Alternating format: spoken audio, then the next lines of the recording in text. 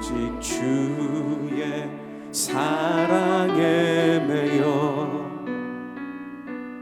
내 영 기뻐 노래합니다. 이 소망의 언덕 기쁨의 땅에서 주께 사랑 드립니다. 오직 주의 임재 안에 갇혀 내 영 기뻐 찬양합니다. 이 소명의 언덕 거룩한 땅에서 주께 예배드립니다. 주께서 주신 모든 은혜 나는 말할 수 없네. 내 영혼 즐거이 주 따르렵니다. 주께 삶 드립니다. 제12장 형제들아, 신령한 것에 대하여 나는 너희가 알지 못하기를 원하지 아니하노니 너희도 알거니와 너희가 이방인으로 있을 때 말 못하는 우상에게로 끄는 그대로 끌려갔느니라. 그러므로 내가 너희에게 알리노니 하나님의 영으로 말하는 자는 누구든지 예수를 저주할 자라 하지 아니하고 또 성령으로 아니하고는 누구든지 예수를 주시라 할 수 없느니라. 은사는 여러 가지나 성령은 같고 직분은 여러 가지나 주는 같으며 또 사역은 여러 가지나 모든 것을 모든 사람 가운데서 이루시는 하나님은 같으니 각 사람에게 성령을 나타내심은 유익하게 하려 하심이라. 어떤 사람에게는 성령으로 말미암아 지혜의 말씀을, 어떤 사람에게는 같은 성령을 따라 지식의 말씀을, 다른 사람에게는 같은 성령으로 믿음을, 어떤 사람에게는 한 성령으로 병 고치는 은사를, 어떤 사람에게는 능력 행함을, 어떤 사람에게는 예언함을, 어떤 사람에게는 영들 분별함을, 다른 사람에게는 각종 방언 말함을, 어떤 사람에게는 방언들 통역함을 주시나니 이 모든 일은 같은 한 성령이 행하사 그의 뜻대로 각 사람에게 나누어 주시는 것이니라. 오늘 아침 눈을 뜨셨을 때 만약 여러분에게 손짓 한 번으로 거대한 태풍의 경로를 바꾸거나 죽은 사람을 단숨에 살려내는 능력이 생긴다면 여러분은 가장 먼저 무엇을 하시겠습니까? 아마 우리는 스마트폰을 켜서 유튜브나 인스타그램 라이브를 켜지 않을까요? 맨손으로 태풍을 막아내는 모습을 우리는 실시간으로 전 세계에 송출한다면 아마도 하루 만에 지구상에서 가장 유명한 인플루언서가 될 것입니다. 무대 중앙에서 스포트라이트를 받고 내 능력을 최대한 화려하게 포장해서 나라는 브랜드의 가치를 높이는 게 너무나도 당연한 성공 공식처럼 여겨집니다. 내가 남들보다 더 가치 있고 더 유능하다는 것을 끊임없이 증명해내야만 도태되지 않는다는 사회적 흐름 속에 살고 있습니다. 타인과 나를 비교하고 그 위에 서려고 하는 인간의 본성은 2000년 전이나 지금이나 소름 돋을 정도로 같습니다. 무대만 바뀌었을 뿐입니다. 1세기 고린도 교회 내부에는 영적 엘리트주의라는 바이러스가 퍼져 있었습니다. 남들 눈에 확 띄는 신비한 재능을 가진 사람들이 있었습니다. 알아들을 수 없는 신비한 방언을 유창하게 하고 또한 기적을 행하는 자들이 있었습니다. 그런데 안타깝게도 이들은 그렇지 않은 성도들을 은근히 무시하고 자기들의 종교적 체험이 더 우월하다며 자랑했다는 점입니다. 솔직한 심정으로 우리에게도 본문에 나오는 방언을 말하고 병을 고치는 신비로운 은사들을 보며 나도 저런 치유의 능력이 있어서 남들 앞에 멋지게 내보이고 내 중심성을 증명하고 싶다는 욕구가 건드려지기 쉽습니다. 누군가보다 영적으로 우월해지고 싶은 마음 말입니다. 당시 고린도 교회 교인들도 같았습니다. 이방 신전에서 행하던 통제불능의 황홀경은 성령의 역사라고 착각하며 자기를 과시하고 교회의 분란을 일으켰습니다. 그래서 사도 바울은 영적 엘리트주의를 철저하게 박살내기 위해 참된 영성의 기준표를 완전히 새롭게 정의하며 단호하게 선언하고 있습니다. 참된 영성이라는 것은 결코 남들 눈에 띄는 화려한 퍼포먼스나 짜릿한 신비 체험에 달린 것이 아니라 가장 중요한 것은 성령으로 말미암아 예수를 주님이라 고백하는 삶 그 자체라는 것입니다. 오늘 3절 말씀입니다. 그러므로 내가 너희에게 알리노니 하나님의 영으로 말하는 자는 누구든지 예수를 저주할 자라 하지 아니하고 또 성령으로 아니하고는 누구든지 예수를 주시라 할 수 없느니라. 아멘. 여기서 누군가는 아니 예수는 주님이시다라는 말은 그냥 입술로 쉽게 내뱉을 수 있는 건 아닙니까? 라고 말할지 모릅니다. 하지만 이 편지가 쓰인 1세기 로마 제국의 역사적 맥락을 보면 이야기가 완전히 달라집니다. 당시는 오직 로마 황제만이 절대적인 주님이라고 고백해야만 살아남을 수 있었던 살벌한 시대였습니다. 그런 상황 속에서, 그런 시대적 배경 속에서 황제가 아닌 예수를 주님이라 부른다는 것은 쉬운 일이 아니었습니다. 게다가 인간은요, 본능적으로 내 인생은 나의 것이라는 자기 중심성으로 자신의 인생의 주인이 되고 싶어 합니다. 그런 인간이 나의 모든 통제권과 주권을 완전히 내려놓고 예수를 나의 절대적인 주인으로 인정한다는 것, 이것은 우리의 힘으로 할 수 없습니다. 성령의 개입 없이는 절대 불가능한 기적입니다. 본문은 타락하고 이기적인 인간이 예수를 온전히 삶의 주인으로 모시는 그 사건 그 자체가 남들 앞에서 화려하게 병을 고치는 퍼포먼스보다 훨씬 더 위대하고 불가능한 기적이라고 규정하고 있는 것입니다. 참된 영성의 출발선은 내 능력의 크기나 화려함이 아니라 우리 모두가 동일하게 고백하는 것, 예수는 나의 주인이십니다. 라는 고백입니다. 그렇다면 근본적인 기준이 하나로 똑같다면 도대체 왜 현실에 우리는 이렇게 다 다르게 세팅되어 있는 것일까요? 그것은 하나의 거대한 백색 광이 프리즘을 통과하면서 무지개색으로 확 퍼져나가는 것처럼 하나님의 완전한 통일성이 우리의 삶에 들어올 때는 참으로 다채롭고 아름다운 은혜의 다양성으로 나타납니다. 성령께서 우리 안에서 행하시는 이 놀라운 역사를 우리는 세 가지 원리로 살펴볼 수 있습니다. 첫 번째로는요, 성령의 은사는 전적인 선물입니다. 우리가 흔히 말하는 은사는 인간이 노력해서 쟁취해낸 보상이나 전리품이 아닙니다. 오직 하나님의 호의에 의해 거저 주어진 아무런 조건 없는 선물입니다. 그래서 이 은사라는 단어의 어원은 거저 주다라는 뜻입니다.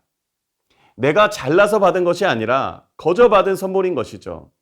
그런데 그것을 가지고 남들보다 우월감을 느끼며 자랑하는 것은 마치 우연히 복권에 당첨된 사람이 내 탁월한 분석력 덕분에 내가 당첨됐다라고 의스대는 꼴과 똑같은 것입니다. 은사를 받은 사람에게 자격이나 조건은 또 아무것도 없다는 것을 우리는 기억해야 합니다. 은혜를 주시는 분은 오직 한 성령이시며 오로지 성령님이 그분의 뜻과 필요에 따라 각 사람에게 나누어 주십니다. 내 의지나 능력 혹은 기도의 양에 달린 것이 아니라 철저하게 그분의 은혜에 달린 것입니다. 그러므로 오늘 여러분 중에 그 어느 누구도 이 은혜에서 벗어난 사람은 아무도 없습니다. 내가 내 은사를 발견하지 못했을지라도 하나님 안에서 은사가 없는 사람은 단 한 사람도 없습니다. 모든 사람이 다 주님의 은사를 가지고 있습니다. 말씀을 잘 가르치는 것만 은사가 아니라 선포되는 말씀을 열심히 귀 기울여 듣는 것도 은사입니다. 또한 늘 기도의 자리에 나와 묵묵히 자리는 지키는 그 모습이 이미 하나님이 우리들에게, 여러분에게 주신 아름다운 은혜의 선물입니다. 두 번째로는요, 은사는 우리 각자에게 나누어 주시는 은혜입니다. 하나님께서는 교회를 위해 치밀하게 의도적인 계획에 따라 각 사람에게 가장 적합한 형태로 은혜를 나누어 주셨습니다. 오늘 본문 11절 말씀인데요. 한 성령이 행하사 그의 뜻대로 각 사람에게 나누어 주는 것이니라. 아멘. 이것은 마치 치밀하게 계산된 퍼즐 조각과도 같습니다. 퍼즐 조각들의 그림과 모양은 각각 다릅니다. 만약 모든 퍼즐 조각이 똑같은 모양과 그림을 가졌다면 결코 하나의 거대한 완성작을 만들 수 없습니다. 서로 다르기에 비로소 완전한 작품이 될 수 있는 것입니다. 때로는 우리 교회에는 왜 눈에 띄는 신유나 통병 같은 특별한 은사가 보이지 않을까 생각할지도 모릅니다. 그러나 그것은 지금 우리 공동체에 꼭 필요한 것이 아니기 때문입니다. 정말 필요하다면 우리 하나님은 어느 때건 누구를 통해서든 목사님을 통해서든 평신도를 통해서든 아니면 지극히 작은 어린아이의 작은 기도를 통해서든 통변하든 병을 고치든 당신의 일을 주권적으로 행하시는 분입니다. 그렇다면 왜 성령님은 직접 하셔도 되는 그 일을 굳이 부족한 우리를 통해서 하실까요? 그 일이 가능하게 된 이유는 오직 하나입니다. 예수 그리스도께서 우리의 죄값을 대신하여 죽으시고 우리를 의로운 자로 삼아 주셨기 때문입니다. 우리를 주님의 자녀로, 주님의 은혜로 우리를 그리스도의 지체로 삼아 주셨기 때문에 우리는 부족하고 연약한 우리를 주님의 일에 참여시켜 주시는 것입니다. 세 번째는 은사는 나를 낮추는 은혜입니다. 본문 7절은 각 사람에게 성령을 나타내심은 유익하게 하려 함이라 라고 말합니다. 이것은 공동체의 유익을 말합니다. 은사는요, 내 역량을 내뿜는 무대가 아니라 나를 낮춤으로써 성령의 은혜를 나타내는 통로입니다. 여러분, 안경 렌즈는요, 그저 빛을 통과시켜 그 너머에 있는 아름다운 풍경을 또렷하게 보여주기 위해 존재할 뿐입니다. 만약 안경 렌즈에 자랑과 교만이라는 더러운 먼지가 잔뜩 묻어 있다면 우리는 그 안경을 벗어야 됩니다. 사람들은 풍경을 보지 못하고 더러운 안경알만 쳐다보게 될 것이기 때문입니다. 그러나 렌즈인 우리가 깨끗하게 비워질 때 사람들은 우리를 통해 아름다운 복음의 풍경, 즉 성령님만을 바라보게 될 것입니다. 말씀을 묵상하면서 예수님이 떠올랐습니다. 우리 예수님은 폭풍우를 한마디로 잠재우고 죽은 자의 무덤을 열었으며 당대 최고의 권력자들을 말 몇 마디로 압도하는 지혜를 가지셨습니다. 보통 그 정도 막강한 힘을 가졌으면 자기를 억압했던 로마를 엎어버리거나 아마 호화로운 삶을 누리는데 쓸 법도 합니다. 그러나 주님은 그 능력을 한 번도 자기 자신을 위해 쓰지 않으셨습니다. 광야에서 40일을 굶주려 생명이 위태로울 때도 돌을 빵으로 만들지 않으셨고 십자가에서 조롱당할 때에도 내려와서 내 능력을 증명하라는 유혹을 끝까지 거부하셨습니다. 우주에서 가장 강력한 힘을 가졌음에도 불구하고 그 힘을 철저히 우리 죄인들을 위해, 우리를 살리기 위해, 우리를 회복하기 위해 쓰셨습니다. 그래서 우리는 내게 주어진 재능은 나를 증명하는 무기가 아니라 오직 하나님의 살아계심을 비추는 통로이며 그 목적은 오직 하나입니다. 공동체의 유익입니다. 그렇다면 이 깊이 있는 은혜의 원리가 우리의 치열한 일상 속에서는 어떻게 구체적으로 일어날 수 있을까요? 먼저 가정을 생각해 봅시다. 우리가 가정에서 부부싸움을 할 때 배우자의 그 다름을 틀렸다고 밀어내지 않는 것입니다. 그 다름은요, 나의 조급함과 편협함을 보완하기 위해 하나님이 디자인하신 은혜의 장치일 수 있습니다. 이걸 인정하면 우리의 고백이 바뀝니다. 왜 너는 나랑 달라가 아니라 나에게 없는 시각을 당신이 갖고 있어서 참 다행이라 라고 말할 수 있습니다. 사랑하는 성도 여러분, 오늘 이 은혜를 적용하시기를 바랍니다. 일터에서도 마찬가지입니다. 나보다 일처리가 더딘 직원을 무능하다고 재단하기 전에 그 직원이 이 회사의 퍼즐 조각으로 어떻게 배치되어 있는지 은혜의 눈으로 우리는 볼 줄 알아야 합니다. 교회에서도 마찬가지입니다. 눈에 띄는 화려한 자리에 서신 분들은 그 자리가 내 탁월함 때문이 아니라 자격 없는 자에게 거저준 주님의 선물임을 매 순간 기억하며 겸손해야 합니다. 반대로 보이지 않는 곳에서 묵묵히 봉사하시는 분들은 소외감이나 열등감에 빠질 이유가 전혀 없습니다. 제가 비유를 들어보겠습니다. 거대한 오케스트라 교향곡에서 트라이앵글 연주자는 긴 시간 가만히 서 있다가 딱 한 번 청아하게 팅 하는 소리를 낼 뿐입니다. 만약 지휘자가 내게 그 트라이앵글 악보를 건넸다면 이 거대한 교향곡의 클라이막스에서 폭풍처럼 휘몰아치는 사운드를 뚫고 나오는 그 소리가 꼭 필요한 타이밍이 있기 때문입니다. 우리의 지휘자이신 하나님께서는 오늘 이 자리에 계신 여러분의 소박하고 눈에 띄지 않는 그 섬김과 자리를 지킴이 교회를 새롭게 하고 세워가는 소중한 생명줄입니다. 사랑하는 성도 여러분, 우리는 오늘 말씀을 듣고 나서 지금도 주여 내게도 남들이 부러워할 만한 능력을 주셔서 세상을 이기게 하옵소서 하고 내 영적인 욕망을 자극하는 간구의 자리에 머물러서는 안 됩니다. 오늘 우리가 복음적 관점에서 이 아침에 드려야 할 기도는 주님이 이미 우리에게 베풀어 주신 은혜에 감사와 감격의 기도를 해야 합니다. 자격 없는 나를 그리스도의 피로 구원하사 주님의 지체 삼아주시고 이미 내게 이토록 풍성한 은혜의 선물을 주셨군요. 이 모든 것이 하나님의 은혜입니다.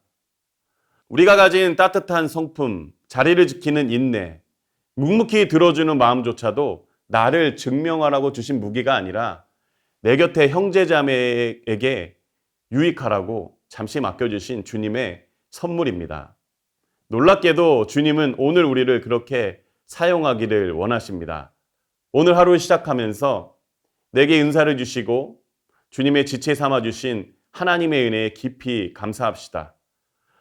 주님이 주신 삶의 자리에서 성령의 나타나심에 기쁘게 동참하는 복되고 거룩한 성도님들 모두가 되시기를 주님의 이름으로 축원합니다. 우리 함께 기도하겠습니다. 내가 인생의 주인 된 자아를 내려놓고 오직 성령의 역사로 예수를 삶의 진정한 주인 삼아 날마다 참된 영성의 삶을 살게 하소서. 아멘. 내게 주신 모든 재능이 자격 없는 자에게 주신 하나님의 선물임을 기억하며 타인과 비교하거나 낙심하지 않고 서로의 다름을 은혜의 퍼즐로 용납하게 하소서. 아멘. 주신 은사로 나를 증명하려 하지 않고 철저히 나를 낮추며 오케스트라의 트라이앵글처럼 묵묵히 공동체의 유익을 위해 섬기는 통로가 되게 하소서. 아멘.